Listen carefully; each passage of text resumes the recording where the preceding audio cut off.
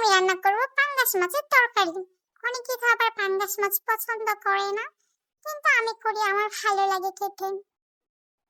প্রথমে মাছগুলোকে ভালো করে ভেজে নেব। এর জন্য আমি কড়াইয়ের মধ্যে মাছগুলো ছেড়ে দিলাম। এরপর ভালো করে এটাকে ভেজে নেব।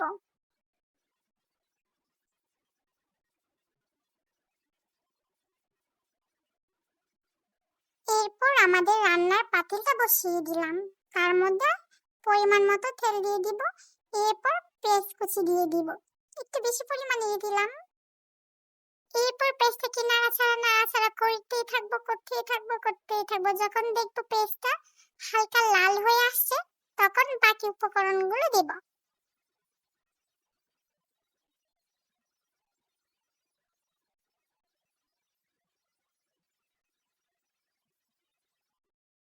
এরপর আমি বাকি মশলাগুলো দিব, হলুদ, ধনিয়া, মরিচ, লবণ। আপনারা চাইলে জিরার গুঁড়ো দিতে পারেন, তাহলে খেতে ভালো লাগে, একটু টেস্ট আছে। আমি সবগুলো উপকরণ দিয়ে দিলাম। এরপর এটাকে নাড়াচাড়া করে নেব, ভালোভাবে কষিয়ে নেব। যত কষাবেন ততই তরকারিটা খেতে ভালো লাগবে। এরপর আমি নাড়াচাড়া করে এটাকে ভালোভাবে কষিয়ে নিচ্ছি। কিছুক্ষণ আমি এটাকে রেখে দেব ঢেকে, যাতে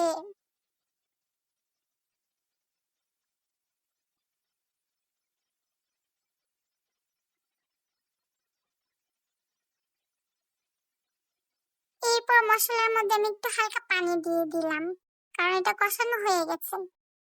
এরপর আমি পেঁপে দিয়ে রান্না করবো, তো তাই পেঁপেটা দিয়ে দিলাম। এরপর ভালোভাবে নাড়াচাড়া করে নিব, যাতে মশলাটা ভালোভাবে মিশে তরকারির মধ্যে। নাড়াচাড়া করে আর তারপর এটাকে আমি আবার ডেকে দিব।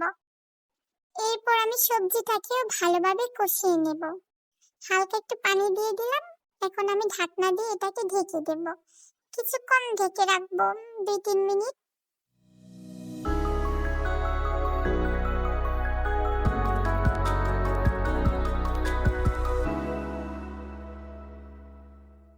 এরপর আমি আবারও এটাকে ভালোভাবে নাড়াচাড়া করে নিব, যাতে তরকারিটা লেগে না যায়।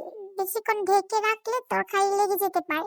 এর জন্য আমি আবারও ভালোভাবে নাড়াচাড়া করে নিব, যাতে তরকারিটা লেগে না যায়। এরপর আবারও কিছুক্ষণ ঢেকে দিব। তরকারিটা যত কষবে তত খেতে ভালো লাগবে। এরপর আমি আবারও ঢাকনা দিয়ে এটাকে ঢেকে দিলাম, কিছুক্ষণ আবারও একটু জাল হওয়ার জন্য। কষানোর পর তরকারিটা দেখতে কত ভালো লাগছে, কত সুন্দর। আমি কিছুক্ষণ তরকারিটা কষিয়ে নেওয়ার পর এখন এটার মধ্যে পানি দিয়ে দিব। পরিমাণ মতো পানি দিয়ে দিলাম।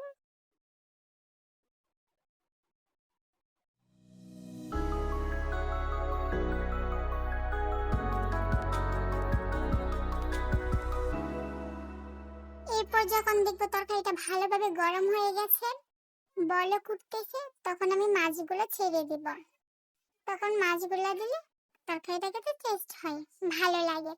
এরপর আমি মাছগুলো দিয়ে দিলাম। এরপর আমি তরকারিটা আবার ঢেকে দিব, একটু নাড়াচাড়া করে নিলাম। এরপর আমি এটাকে ভালোভাবে ঢেকে দিব তরকারি হওয়া পর্যন্ত।